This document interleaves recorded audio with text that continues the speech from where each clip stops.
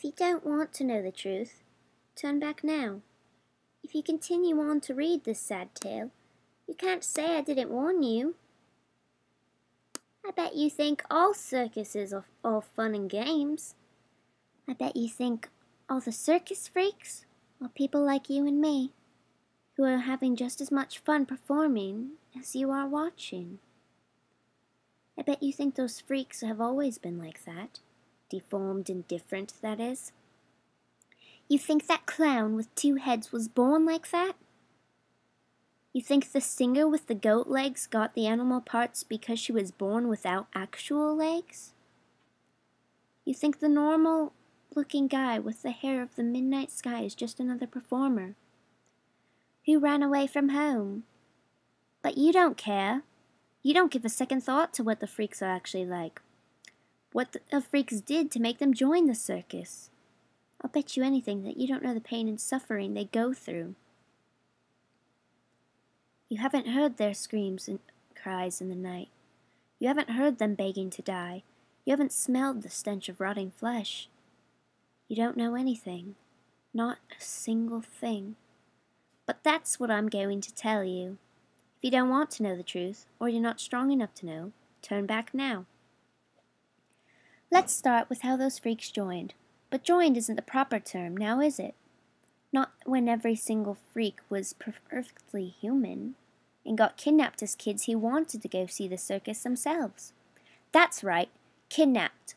Stolen off the streets against their unheard screams, cries, and pleas for help. They're kicking, they're hitting, doing everything they could to get away, only to end up falling hopelessly to becoming guinea pigs. Before the circus, there was a foster child with dark blue hair that had finally found a home with a mother who loved him. Sure, he may have been poor. Sure, he may have had a rough life. Sure, he could have died if left on the streets anyways. But that damned circus ruined all his chances and opportunities at living life. At living like an actual person, rather than some bloodthirsty animal. But no, of course.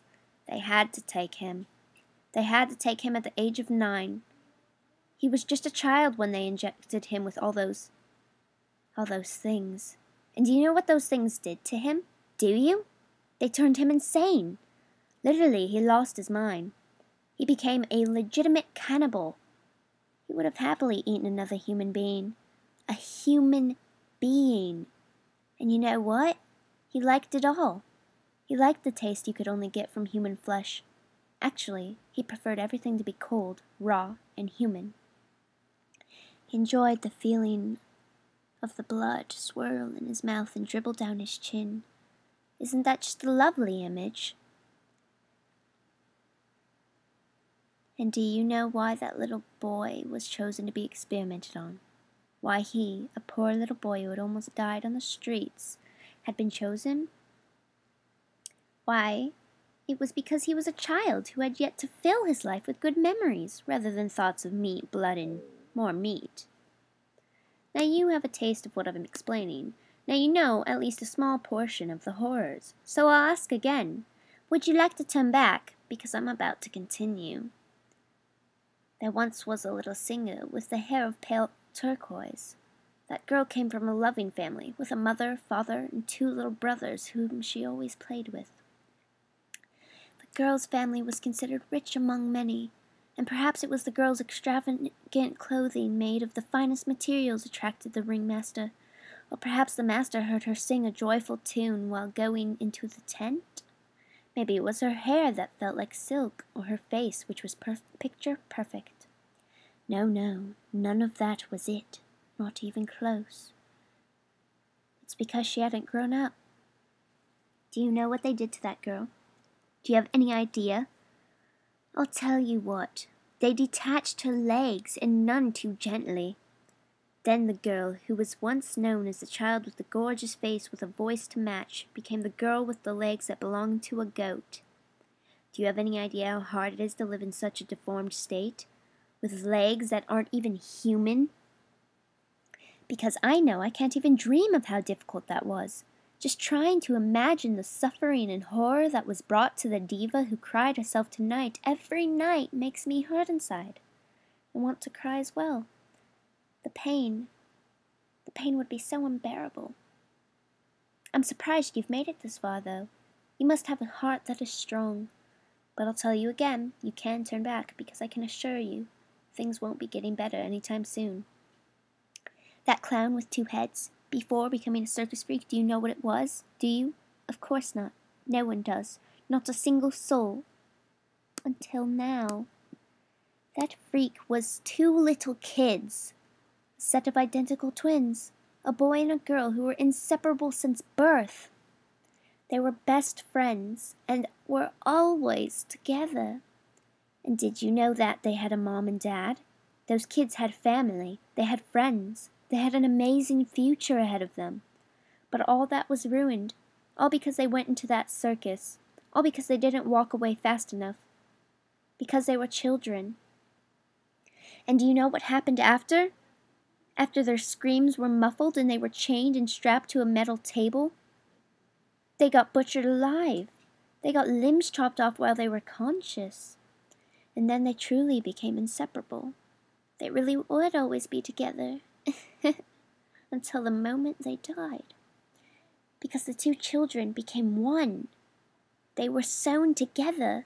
Lumps of flesh were strewn around them the whole process, and the stench of blood and death lingered in their nostrils for so long after. So long after. Just because they were cheerful children. But that isn't all. That isn't even close to the end. There are so many more tortured souls, so many children who died during the mutilations, so many other children who wished with all their hearts that they had died. So many unfortunate souls who had fallen into the grasp of the ringmaster. You know what else? Torture didn't end there. Being chopped up and turned into those things was probably the least painful in comparison to what they went through after. But considering you've made it this far, I doubt you'll stop listening to this, so I won't bother warning you again. Do you know what happened if they made the smallest mistake? If they refused to do something for the show?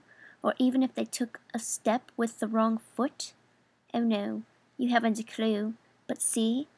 That's because the ringmaster punished them away from straying eyes that may catch the sinful acts. What is that punishment, you may ask? Acid. Yes, you read right. Acid. Take the smallest misstep while under the ringmaster's power and you would have that burning acid poured on your bare body. Every last drop. You think that's bad? It gets worse. Not by much, but it does get worse. I know it's hard to believe. As if the mutilation wasn't bad enough, and the acid, that's more than anyone should have to deal with, human or otherwise, but mix the two and you get the worst pain of all. You rot. Yes, that's right. Mix the mutilation and acid and Viola, you're a living and breathing being, yet you're dying, being eaten inside out. I can't even begin to explain the horror and agony of what it feels like to have your body decay and being conscious during every single second of it. And that is why all those freaks want to die. Even though they're dying anyways, it's so slow and so painful that it's unbearable. They want to die a fast death. Even if it took a whole hour or 3, that pain would be so much easier to endure than the hell they went through.